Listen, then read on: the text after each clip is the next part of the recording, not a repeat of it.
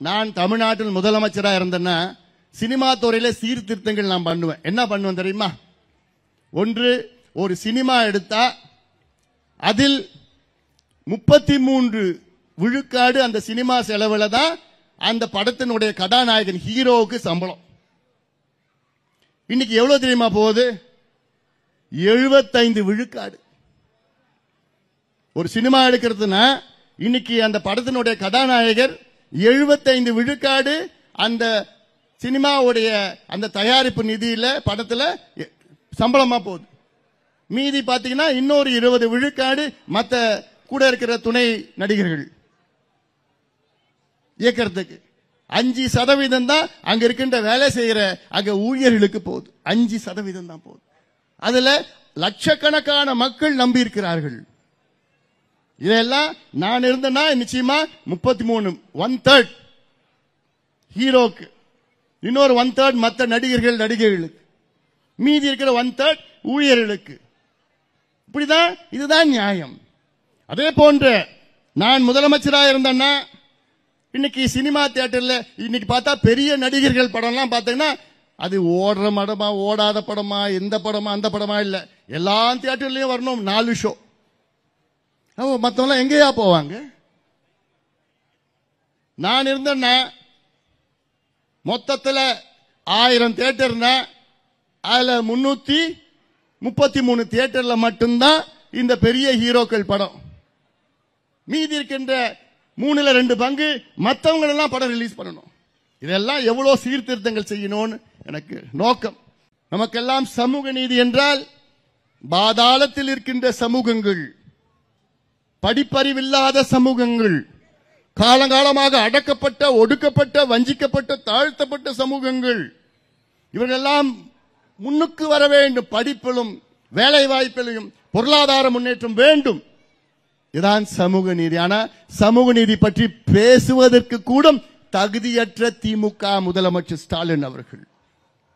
சமூக விரோதிகள், சமூக நீதியின் விரோதிகள் திமுக. ஏன் நான் சொல்றேன்? ஒரு சாதிவாரி, சாதாரண ஒரு சாதிவாரி கணக்கெடுப்பு நடத்த துப்பில்லாத திமுக. மற்ற மாநிலங்களில் எடுத்து முடிச்சிட்டாங்க. தெலுங்கானா, கர்நாடகா, பீகார், ஆந்திரா, ஒரிசா, இந்தியாவில் 5 மாநிலங்கள் எடுத்து முடிச்சிட்டாங்க, எடுத்துட்டு இருக்கிறாங்க. ஆனால் தமிழ்நாட்டில் ஸ்டாலின் அவர்கள் சொல்கின்றது எனக்கு அதிகாரம் இல்லை என்று ஒரு பொய்யை மீண்டும் சொல்லிக் கொண்டிருக்கின்றார்கள். இதெல்லாம் நிச்சயமாக வெட்ட வெளிச்சத்துக்கு கொண்டு வரப்படும். தமிழ்நாட்டில் இல்ல, இந்தியாவிலே பஞ்சாயத்து தலைவருக்கு கூட அவர் பஞ்சாயத்தில் சாதிவாரி கணக்கெடுப்பு நடத்துவதற்கு அதிகாரம் இருக்கிறது. இந்தியன் ஸ்டாட்டிஸ்டிக்கல் ஆக்ட் 2008, இந்திய புள்ளியியல் சேகரிப்பு சட்டம் 2008 கீழ் பஞ்சாயத்து தலைவருக்கு கூட உரிமை இருக்கிறது, அதிகாரம் இருக்கிறது. முதலமைச்சருக்கு இல்லையா? யாரையா ஏமாத்துறீங்க? உங்களுக்கு என்னையா பயம்? முதலமைச்சர் ஸ்டாலின் அவர்களே, சாதிவாரி கணக்கெடுப்பு நடத்துவதற்கு உங்களுக்கு என்ன பயம்? யாரை பார்த்து பயப்படுறீங்க? ஏன் இந்த கோழைத்தனம்? உங்க கூட்டணி கட்சி கர்நாடகாவில் எடுத்து முடிச்சிட்டாங்க, இன்னொரு வாட்டி எடுக்கிறாங்க. உங்க கூட்டணி கட்சி தெலுங்கானாவில் எடுத்து முடிச்சிட்டாங்க, ஆந்திராவில் ஒரிசாவில் எடுத்துட்டு இருக்கிறாங்க, பீகார்ல முடிச்சிட்டாங்க. ஆக ஏன்னா இது திருப்பி நான் கேட்கிறேன், இது சாதி பிரச்சனை கிடையாது, இது சமூக நீதி பிரச்சனை.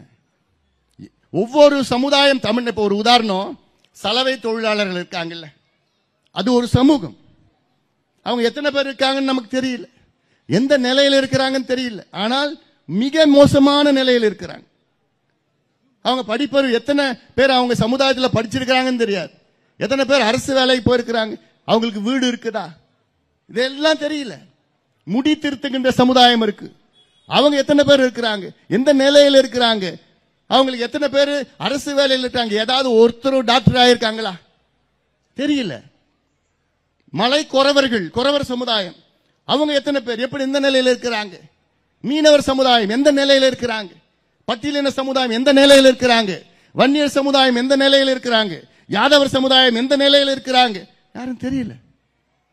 ஏன்னா இதெல்லாம் கணக்கெடுப்பு நடத்தி வெள்ளக்காரன் காலத்தில் 1931 கணக்கெடுப்பு நடத்தினாங்க, கிட்டத்தட்ட 100 ஆண்டுகளுக்கு முன்பு. இன்னைக்கு நீங்க கணக்கெடுப்பு நடத்தி எந்த நிலையில் இருக்கிறாங்கன்னு தெரிஞ்சாதானேயா அவங்களுக்கு இடஒதுக்கீடு அதிகப்படுத்தலாம், அவங்களுக்கு கடன் கொடுக்கலாம், அவங்களுக்கு வீடு கட்டி கொடுக்கலாம், அவங்களுக்கு படிக்க வைக்கலாம், அவங்களுக்கு வேலையை கொடுக்கலாம். அப்படி கொடுத்தாதாயா அந்த சமூகங்கள் முன்னேறும். இதுதானே சமூக நீதி. இந்த அடிப்படை கணக்கெடுப்பு நடத்த மாட்டேன், என்கிட்ட அதிகாரம் இல்லைன்னு பொய்ய சொல்லிக் கொண்டிருக்கின்ற திமுக, முதலமைச்சர் ஸ்டாலின் அவர்களே, நீங்கள் வீட்டுக்கு போகின்ற நேரம் வந்துவிட்டது. Your countdown has begun. Your countdown has begun. நம்ம சரிதானே? போதும், இந்த ஊழல் திமுக ஆட்சி செய்தது போதும்பா.